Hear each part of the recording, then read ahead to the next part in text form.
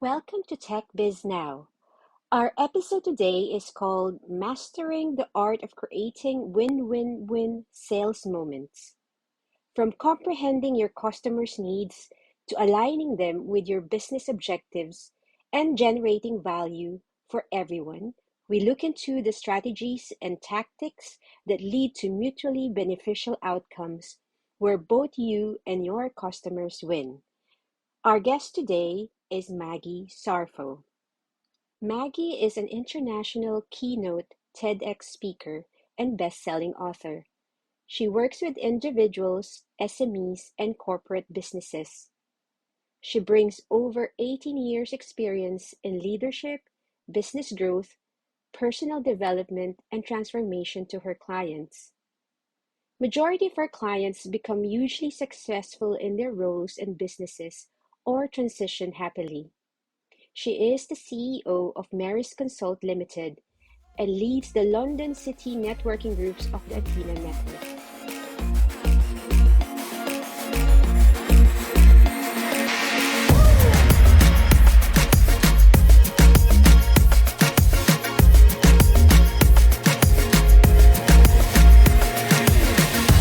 Hi everyone, we're back and I'm here with a special guest today. Her name is Maggie. Hi Maggie, how are you? Hello, I'm very well, Anna. It's good to see you again, and also to be here with your audience. So, hello, everyone. Okay. Maggie, first of all, can you tell us more about you and your business? Thank you. So, I'm Maggie Sarfo. I'm based in London, and my business is called Maris Consult Limited. It's a business and personal growth consulting firm and mentoring firm. So, we work with predominantly business owners and entrepreneurs, but we also have some corporate clients. And our work is all about exploring new ways of being, new ways of leading, and new ways of growing business exponentially. So I'm very excited to be here. Yes. So Maggie, I know we're going to talk today about how to create win-win-win sales moments. So first of all, can you tell us what is sales? For the new entrepreneurs, it's nice to have a bit of description of what it is. Yes, of course. So sales is actually the most fundamental engine of every business. Sales is the ability to bring more clients, more paying clients into the business. And if your business does not have sales going, then it's not trading and it's not in existence, so to speak. So sales is very important. Is our ability to either have conversations or provide the platform for people or other businesses who need our services to take that steps towards us and exchange money for the services that we offer. And that's what sales is. Okay. I know like our topic today is all about win-win-win. So sales moments. Yeah. So what is it and why it's important for a business, a new business specifically? Yeah. So, I mean, my background is in business consulting, but also sales and sales leadership. So I've had a lot of sales conversations in my lifetime, and I still do. And the idea of win-win-win sales moments is doing sales in such a way that everyone wins. You may be familiar with win-win, as in the two wins, right? Yes. You win and your customer or your client wins. But the reason for the third one is we don't exist in silos. And so the best sales conversations, the best sales moments are the sales moments where there is that third win element as well. And that third element is about everyone else involved, right? So it's not the salesperson plus the client only, but it's about the first win, I would normally say, is about your clients. Make sure that they feel as part of those sales moments that they have taken that decision, to access your services or to buy your product or service. So that's the first win. The second win is about the business and you and the team, the internal team and everyone else around you that makes the business a business. Make sure that they are all winning. And the third win is about the wider stakeholders. Our businesses do not exist in silos. The best businesses these days are the businesses who make those conscious efforts to look at how their business impacts others around them, the wider stakeholders, the environment, the communities around them. And that's the third win. So those are the three wins. Win one for your clients, win two for business and your business and everyone inside the business, and win three is for the wider community around your business. Oh, cool. I like that. So first of all, when you talk about the first win, which is customer, how do you understand? How do you approach in understanding your customer? Do you look at what they need? Do you look at the pain points? That sort of thing? So I think when it comes to customers, I normally kind of look at this 4-part kind of, in a way, like a sales methodology. I call it human-centered selling. Within my business, I really like the idea of having blueprints because these are frameworks that we can follow. And it doesn't mean that we're not following a natural style when it comes to sales, but it means that we have a guide. And when we get to the end of a sales process and if sales doesn't happen for one reason or the other, we can trace back, with a framework in place, we can always trace back and see what we haven't covered or what we've missed, and then carry on nurturing that prospect until they buy. So I can briefly go through that 4-step process, and I think that will answer your question, Anna. So the first part is about understanding the challenge that your client is facing. So what is keeping them awake? What is the challenge and what does that mean for them? Whether it's a personal product or service or whether it's a business product or service, there is always a problem that you are trying to solve. So being able to understand that problem, understand it from your client's perspective, allows you, the business owner, or your business in general, to position as knowledgeable experts who knows what is happening in your client world and the challenges and the problems that they're facing. So that's part number one, understanding the problem that your client is facing and speaking with them and discussing this with them, or however you put it. If you have a sales page online, that sales page need to address that, your customers' problems. The step 2 is what I call the vision, the vision, and that vision is about, yes, the problem, but B, what is the solution? So again, it's about having that conversation or presenting that information or asking your clients those questions that helps them move towards a solution to that problem. And just finding that solution is not the end of the game. It's important that the solution also has what I call a differentiated vision map. So that vision is where you have that magic moment where your view of the solution and your client's view of the solution both align, right? So that is step number 2. And then step number 3 is all about the value, right? Yes, they're going to pay something for a service, but it's never about the price if you are able to demonstrate the value properly. So it's all about the value and, what does it mean for your client to resolve this challenge or this issue? And what happens if they are not able to resolve it? So what does it really mean for them? And normally there is a personal value as well as a business value. Correct. Assuming that you sell into a business, there is always those two. And so being able to uncover that and giving it back to them so that you get to the point where a client or a prospect will say, I can't afford not to use you as a solution to my problem, is the best place that you're looking to get to. So that's point number 3 about establishing the value, both the personal and the business value for your client. And then you find that once you've done those 3, so you've identified the challenge, you have demonstrated that you understand the challenge, you have demonstrated, well, you have looked at the client's view of the solution and you have matched it with the solution that you want to provide for them. Number 3, you have really then established the value that you'll be bringing to remove this challenge for them. Then it's almost complete. And the final step is all about making a mutual plan.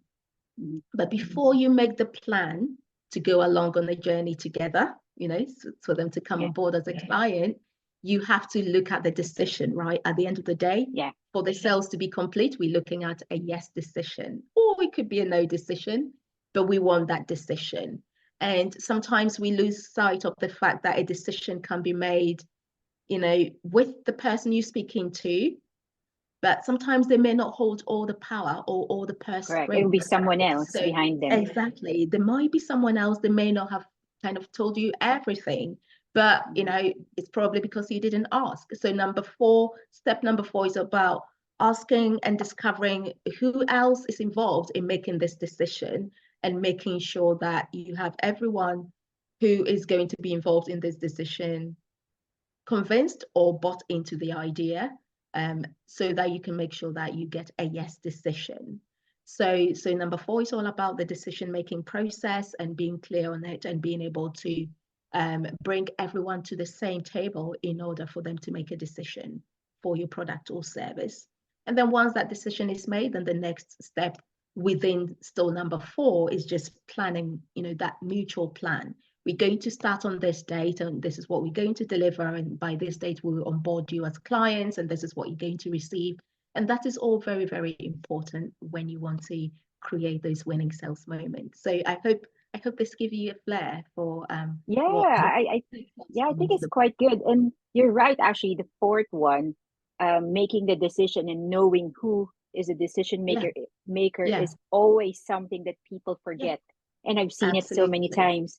And I think that's the most critical as well. So you would have all the values, and things like that. And then you forget, who is the main decision maker. Yes. And that is the most crucial thing, because without the decision, you are not moving anywhere fast. Correct. And sales decisions or buying decisions are becoming more and more complex. Right. So it's not only one person. Organizations. So it's no longer one person, and you need to know everyone who is involved in saying a yes before you can progress. Even when you're selling a personal service, you may not be aware, but sometimes, I do have some personal services on the personal growth side, and sometimes someone may have to speak to their partner or their husband or whatever in order to make a big decision. Say if they want a mentoring program, they may need to, speak to someone they trust in order to come to that decision. And you asking that question along the lines of, so who else is involved in helping you make this decision is very important. Otherwise, you're not going anywhere fast, or otherwise they will give you an excuse as to why they're not going to go ahead now. And you might be baffled because you felt everything was going all so well up until now. And normally when that happens is because you may not have uncovered all the decision makers within that buying process. So when we talk about the decision-making process for this one, we are specifically talking about selling our services, right? Because I would say like the selling a physical product is something different as well. So and the decision making there, it's different. I think what we're discussing now is more of the service side of things and how to sell your service business, for example, services and things like that. So if we look at for example the second one, which is the business, how would you balance your customer or client needs with your business goals? Because sometimes you just want to sell, but sometimes you need to also have that particular balance. How do you do that? And that's the win-win, right? The 2 wins, the initial 2 wins. So So here is the thing, you have your business goals, but there is something really, really powerful when you are able to get your client or your prospect to your side, because that could actually make your business goals happen so much faster for you. I'll give you an example. When I was employed, I used to manage clients, but also used to sell. And there was this account that I inherited, and they spent 35K with my company, with the company I was working with at that time. Okay, And quite everyone big. said to me, yeah, and everyone said to me, it's 35K. Don't jinx it. Just, do whatever you do to make them just renew the service. And I looked at the account's profile and I was like, well, they could pay a bit more than this. And there are some services that we could offer genuinely that I could. And one of my key principles is if I genuinely cannot add value to a client, I wouldn't ask them to become a client. I think that is Correct. very important. And coming back to your question, how do you balance your own ambitions with your client needs and your business goals? I mean, I had a sales quota of over £1 million. So, 35K is Yeah, something, but it's not that much. But, the client will come first. So what I set up to definitely. do, which I now have as well, which is part of the process that I shared with you, is what I called human-centered selling. Hmm. And is the idea that you get close enough to your prospect or your client by understanding them and building this trust relationship with them to the extent that they will tell you more about their challenges. And as a result of that, you can expand the account over time, right? So it could be that at the moment, the budget would be 35. But if you really build a good relationship and you service the account and you deliver and you create more impact with them and you have a good account management system in place where, you're speaking to them ever so often, at least quarterly, if it's a yearly service, and you making sure you're delivering over and above what you say you will, what will happen is they will trust you. They will either refer you to someone else that they feel need your services. They could be within the same organization if it's a bigger one, or it could be another business um, who would need your services.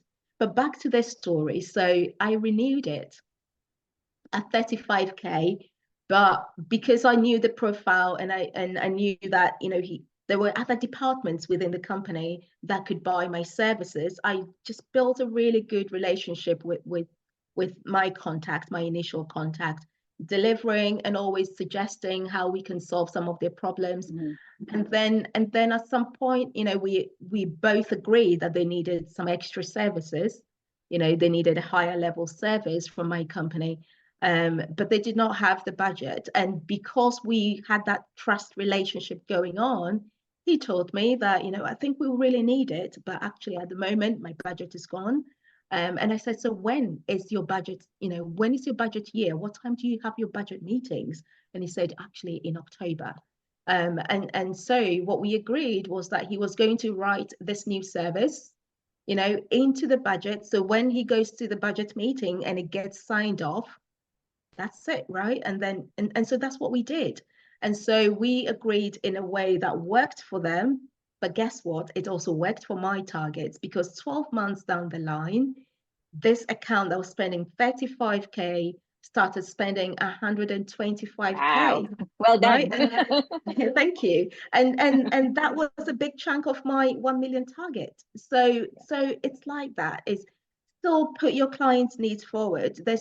Nothing hurts so much when you sell something your client needs to them, or when you push them to buy a product or service that you feel that they don't need. But if you actually work with them well, the business may not come directly from them, but it could come from an adjacent place because they referred you to someone else. Mm. So I Mm. would say, like in terms of what you mentioned just now, then how to balance your customers' need with the business goals is all about the conversation. So it all Oh, starts with the yes, conversation the and trying to conversation. understand, where they are at this present moment and where you can Yes, take them in terms of, yeah. like what service you can provide in the future. Yeah, yeah. as well. And when you earn the right, when you serve, you deliver your service well, you build good, trusted relationships with them, you do earn the right to ask, right? And Okay, so yeah. you could then ask, do you know someone who might need our services? I'm looking for a company that looks Yeah. like this, right? Mhm. But it goes both ways. And when you have built a good relationship with them and you've done what you said you will do, you do earn the right to ask for something back. And it works all the time. Okay, so in terms of like, because this is the second bit, right? I Mm-hmm. know in terms of customer and then you, for example, what would be sort of like how do you handle different objections? How do you negotiate? I like negotiations Mm-hmm. actually, Uh-huh. something I Uh-huh. really like as well to do. But how do you handle objections and how do you Mm-hmm. negotiate to have Mm. this win-win-win outcomes? Yeah. So I think one of the key ways of doing this is preempting the objections that you think will come up, right? Okay. And so when you preempt the objections, it means you bring in the objection up before your prospect or your client brings it up and you answering it there and then, right? So you know the objections that normally come. So if it's to do with cost, you could always say, well, I have considered, or my company, we have considered, the current situation of your business, and we have Mhm. decided to give you the best price, which is blah, blah, blah. Normally is this much, right? So if you demonstrate to them that you've already, given them the best deal, they may not come back and ask for, and Yeah. say it's too expensive. So those are some of the things. They might say, now is not a good time. Maybe we'll revisit it in 3 months, right? You can ask, so what will change between now and 3 months?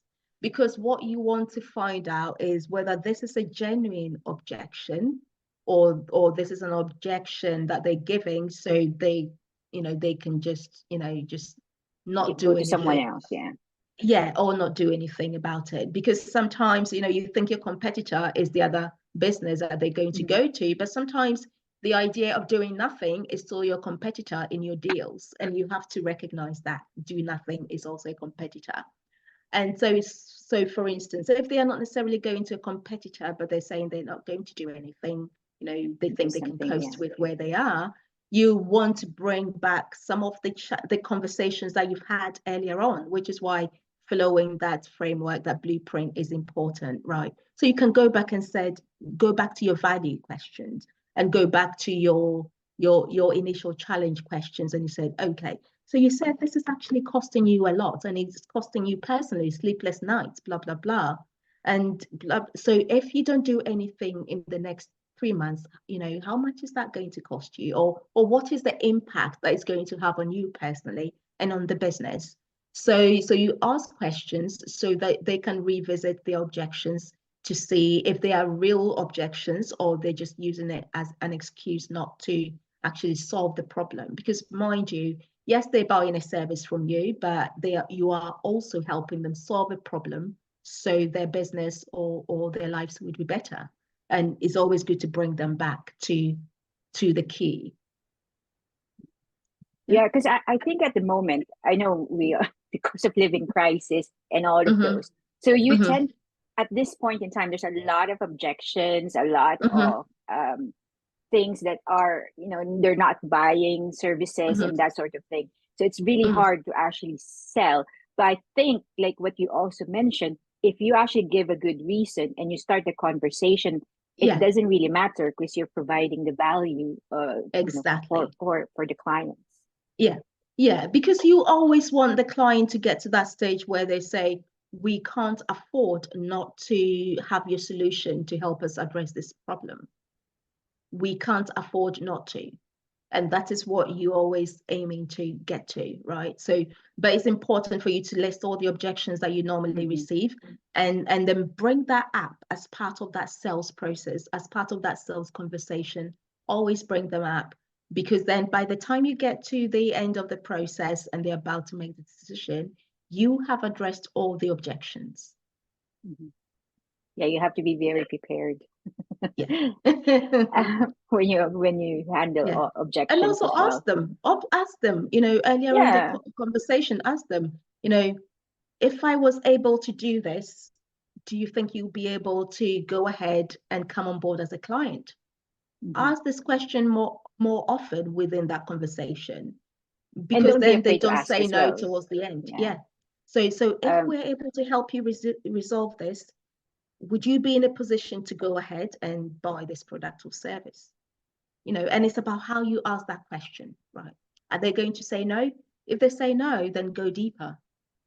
But most probably they will say yes, because you're playing back to them. They're saying they really want to resolve this problem. You have agreed that this is the solution. And so you're just closing in, right? You have to have the open questions, but you have to have the probe questions and then the closed questions. And the closed questions will always get you to a yes decision towards the end of the sales moment. yeah. So the tip for that is have the courage to ask. Oh, yes. Oh, absolutely. Yeah, the best salespeople are not the tellers, not anymore. Yeah. The best Yeah. salespeople just ask, they listen, and then Listen. they ask the best, and then they just close powerfully. Yeah. Okay. So with that, how do you measure if you're successful then in terms of selling? Well, numbers, right? The numbers don't lie in the world of sales. So yes, the numbers and your target numbers and the goals would always be a top measure. But not only that, these days I also always encourage my clients to measure their goals, both from the numbers or the profitability element as well as the impact element, right? And so and so remember the win-win-win one, the final win was all about the wider stakeholders, the Yes. community, the environment. And so how do you measure impact through the sales? You want to really look at the relationships you're building. You want to look at the feedback that you're getting from your clients, the testimonials, the reviews they're doing for your business. That is also part of the success of your sales, because mind you, you're going to take these testimonials, put them up front in some of your conversations and also in some of your sales materials. And all of that is also working towards helping you win. And remember, if someone says no, just say, well, if not now, then when? When? Yeah. Right. Right. If not you, then who? And so use every opportunity, every no as a stepping stone to get to your next yes, because there is always an opportunity I in like that. every no. I like that. Okay.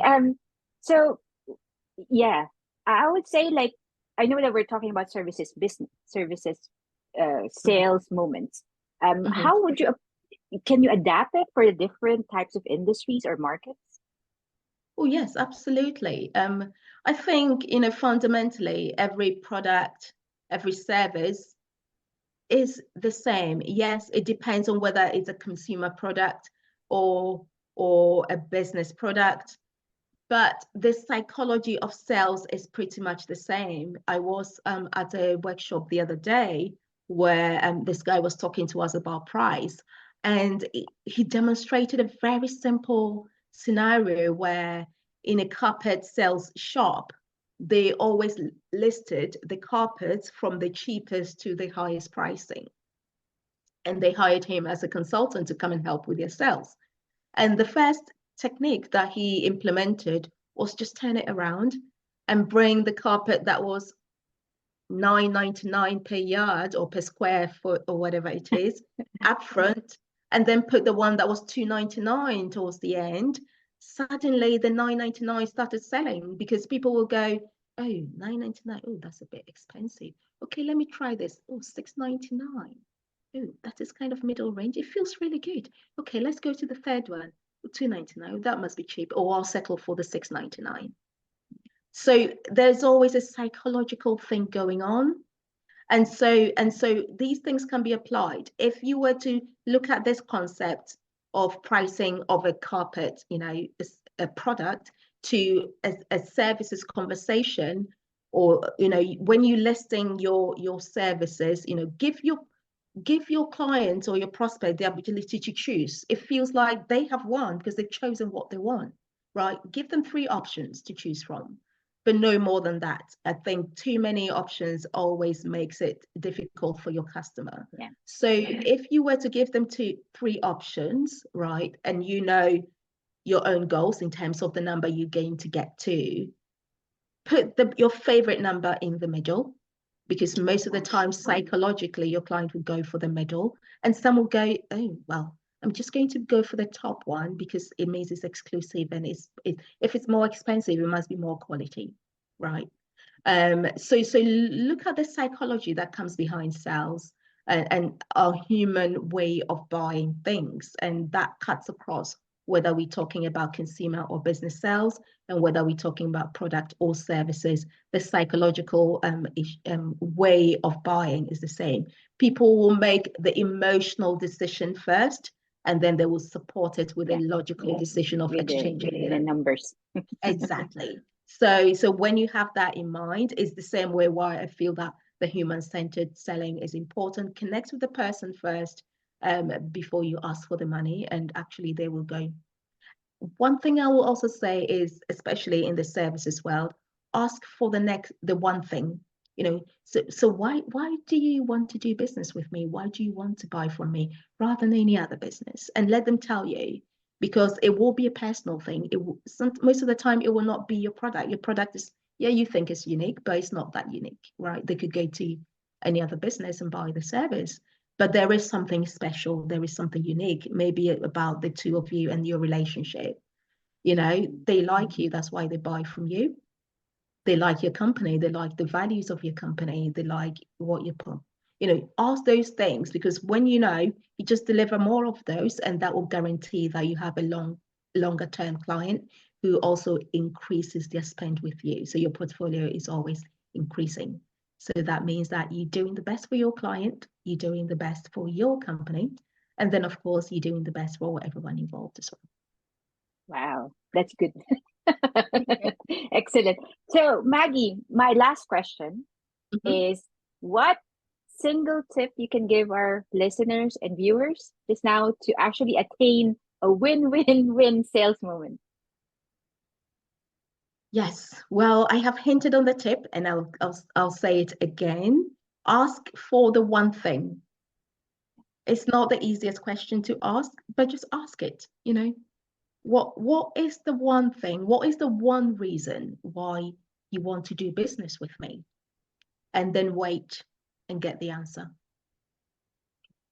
And once you know, and then make it a point to deliver against that one thing all the time.